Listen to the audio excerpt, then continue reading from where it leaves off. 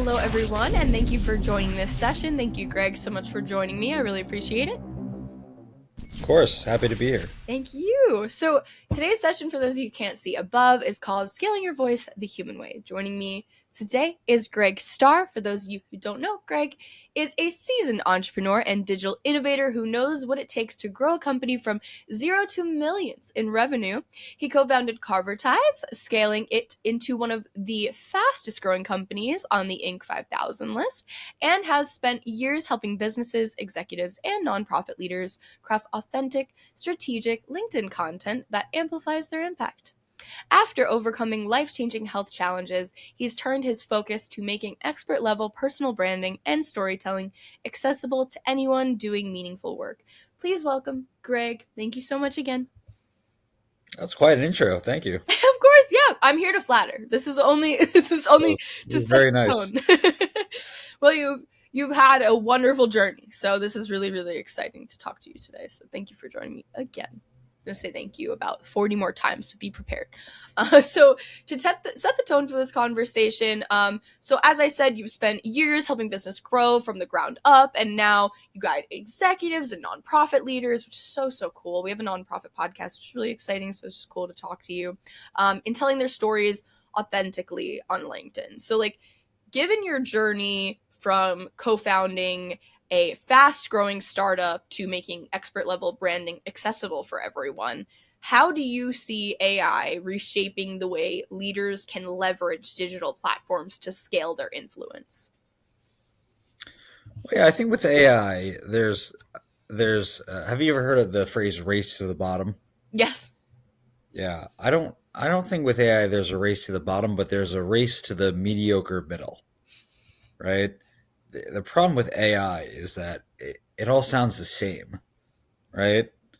Um, so you can just tell if something is written by AI versus if something is written by a human, 100%. right?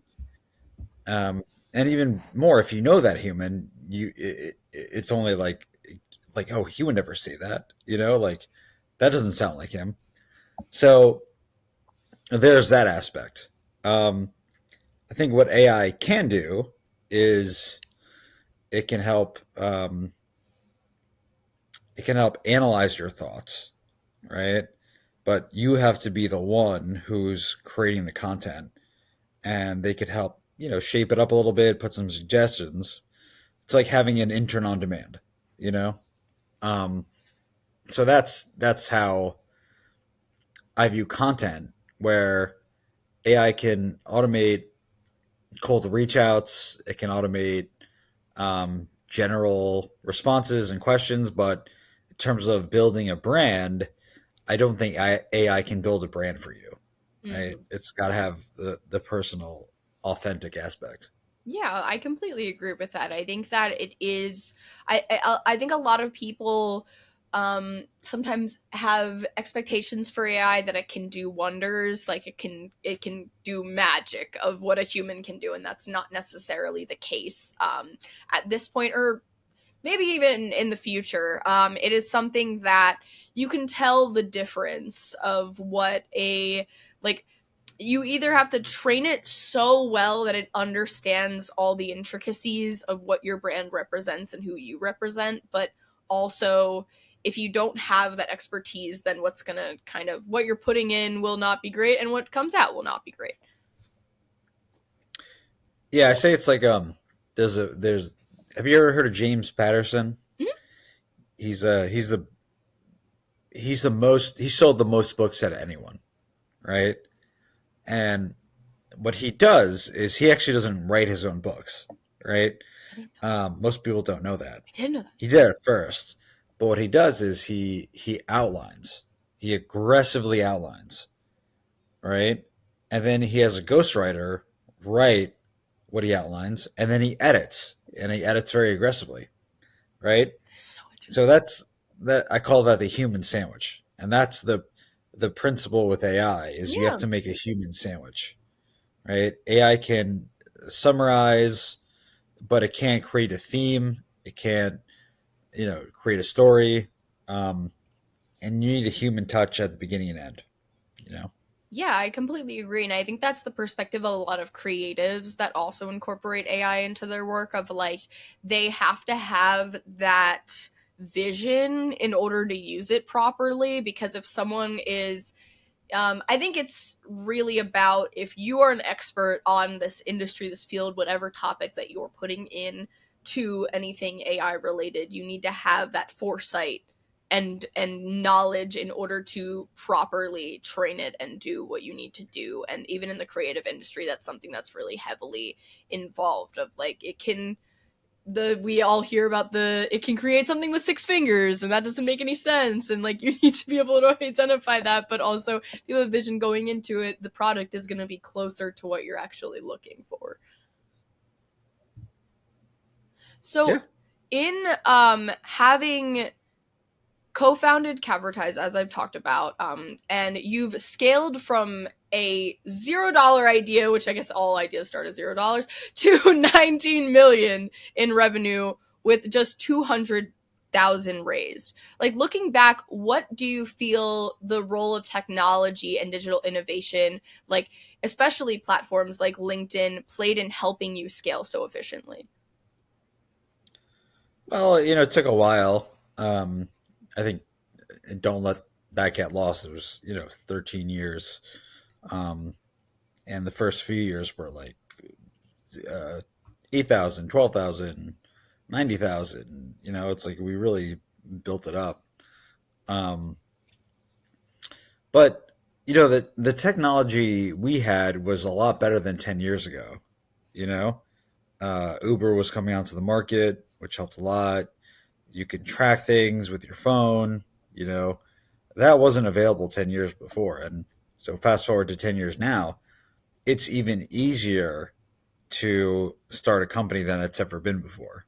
Right. Mm-hmm. Um, like I say, my new company, like I would have had to hire three people to get the output that I get from ChatGPT when it comes to contracts analysis, um, how to create a pitch deck. Like they all have different points of view that they can, what tactics for marketing should I try? Like it does all that, you Mm-hmm. know. Um, so that makes it a lot easier. I would say when I was building Carvertise, my personal LinkedIn was very helpful, right? And it was helpful because on the sales side, it created a sense of FOMO, right, to my customer group, right? I would post about what others were doing and why and pain points, and it made people like, oh, we should try that, you know. Um, and then as an executive, it really helped to recruit good talent. Like they had heard good things, right? I say everybody wishes they had a good LinkedIn profile when they click the I'm hiring button. Whenever they click that, they're like, oh, I wish I had more reach. You know, Mm-hmm. um, so it was extremely helpful, and that's kind of what led me to start this company. Is like, why don't more people do this? Do you feel that the incorporation of AI or being able to incorporate AI into the foundation of creating something that you mentioned that you feel it makes things easier than it was maybe 10 years ago, but do you feel that there may be a creation or kind of boom of more companies that provide value, or do you think that there's going to be kind of more mediocre companies as you kind of like mentioned that possibility in the beginning? Well, I think that yeah, I think for content, that's one thing. But I think there's going to be a lot of incredible companies that are being built from AI. I think the issue though is that they're going to be hiring a lot less than what they normally would have been. There's going to be innovations, but instead of needing hundreds or thousands of employees, they're going to need like 10 or 20, Mm-hmm. you know? So good for the end user, bad for the job market.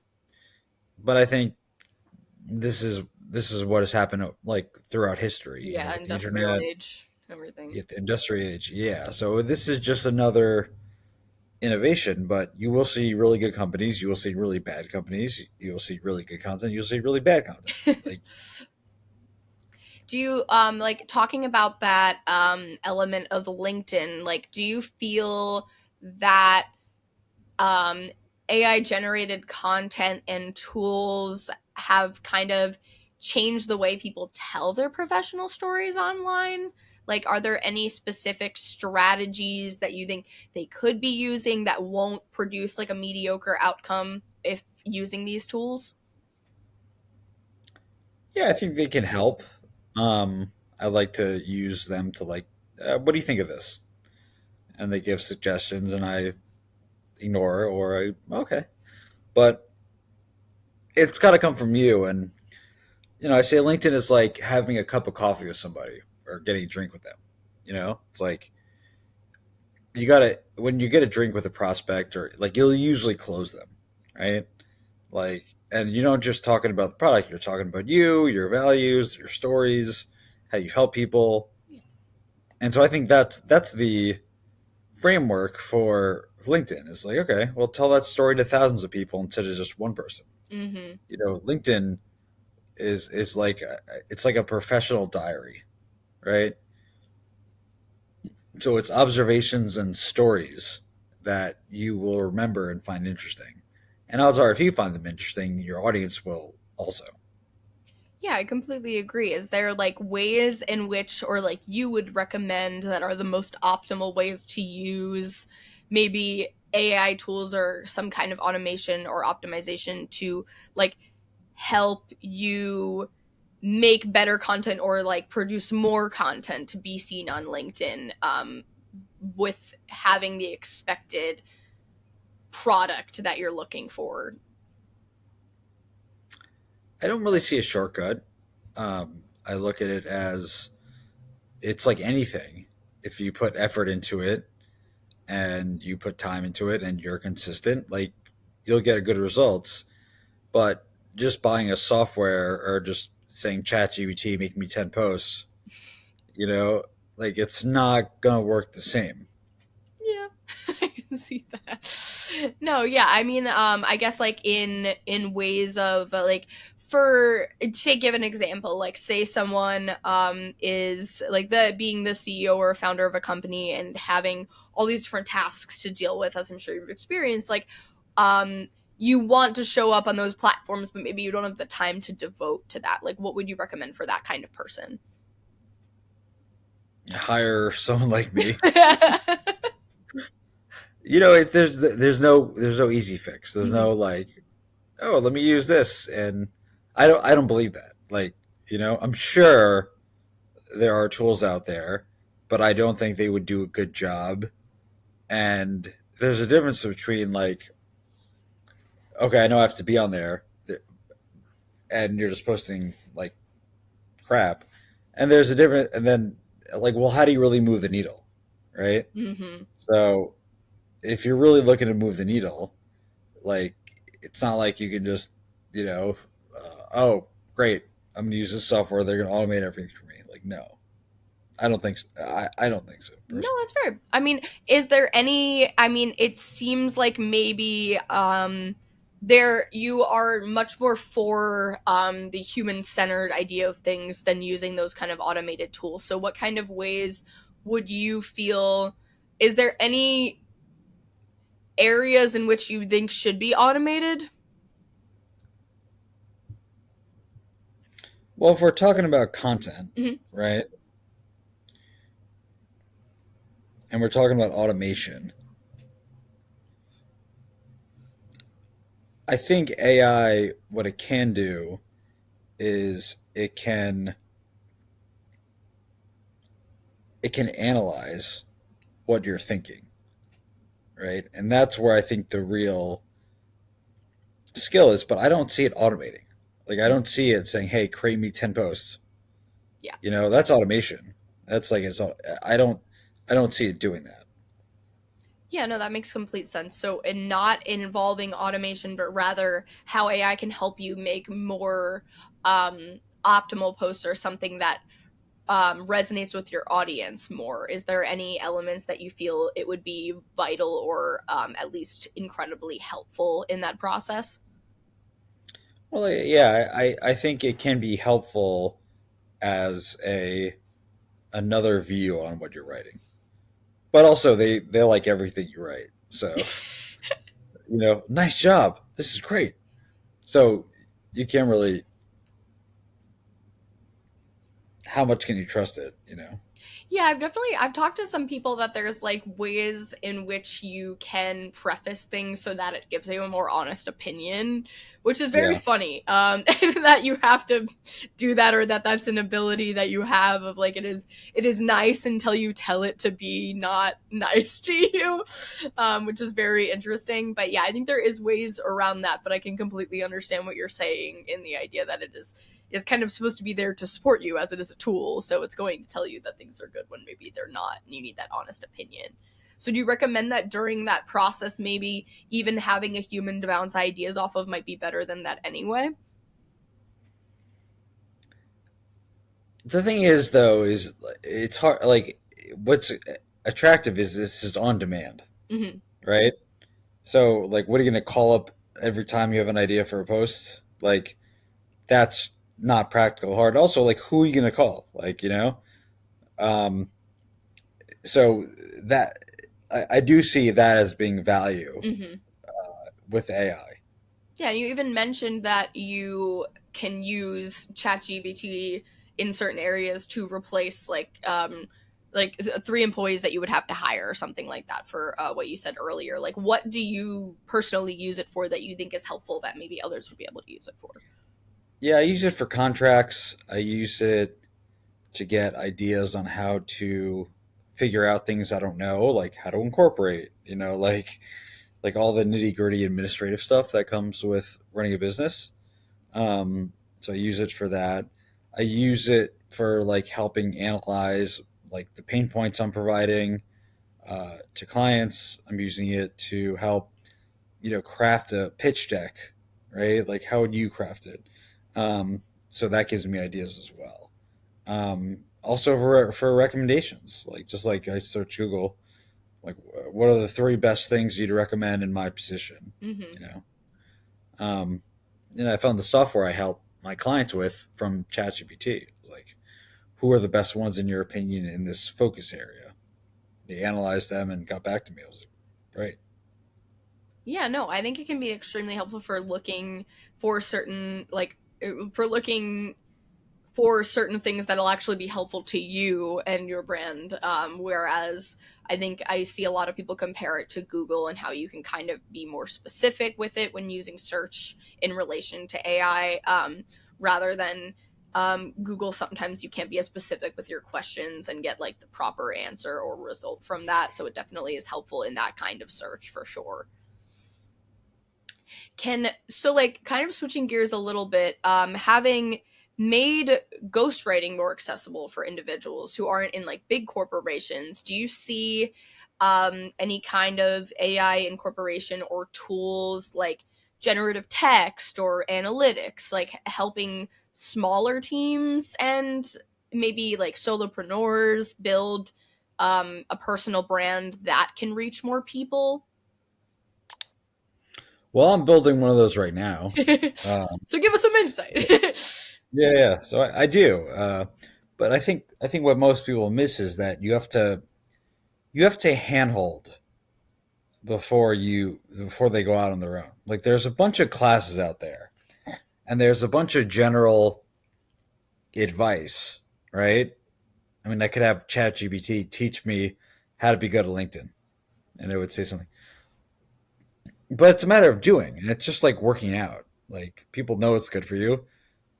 They just start, stop, start, stop. Like same thing. So I am having a software that I give to my clients, but only after we do ghostwriting Mhm. because they have to see the results themselves and they have to get in the mental habit of yes, we need posts every week.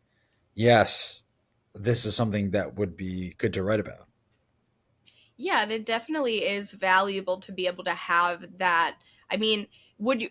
what would you say the difference for you is from a ghostwriter to using AI and just training it to understand yourself and your brand? Well, me personally, like I'm a salesperson, right? Like, and I've sold before, and I've used LinkedIn myself, right? And that kind of experience, knowledge, and walking the walk is a lot different than what a AI generated thing will tell you and tell everyone, really, right? So I think that's the key difference. Um, yeah, Yeah. And there's also risks around like authenticity and trust. I understand too. Like a lot of people, one can recognize when something is AI written, if it's not, if there aren't those checks and balances, but also if they find that something is, they might have less trust in your brand. Like in your work, helping people tell their stories, how would you recommend someone use it more responsibly? Like, are there some best practices you've developed when using ChatGPT for certain elements of your work, like to maintain that accuracy, integrity? well, I think AI has many like giveaways. Like they love saying sometimes X isn't Y, right? Or it loves using M dashes, I love right? M dashes. I hate that that ruined M Yeah, dashes for M the world. well, and the reason it uses M dash it's because it's really good writing. Like Yeah. M dashes are it's like very advanced. It's like that's why you use it. And so AI has good writing, they use it, but it's like a giveaway. Uh, but yeah, it loves the word sometimes. It loves saying sometimes, like a big thought element. So like those are dead giveaways. Mm-hmm.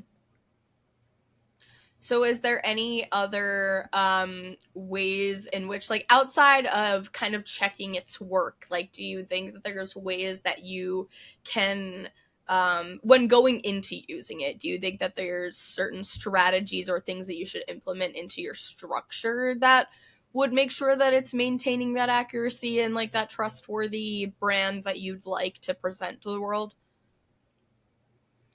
Yeah, you can just say don't do those things, right? But it doesn't. It ignores that. Like it can't help itself. And that's a fundamental flaw. You know. It also makes things up. You know.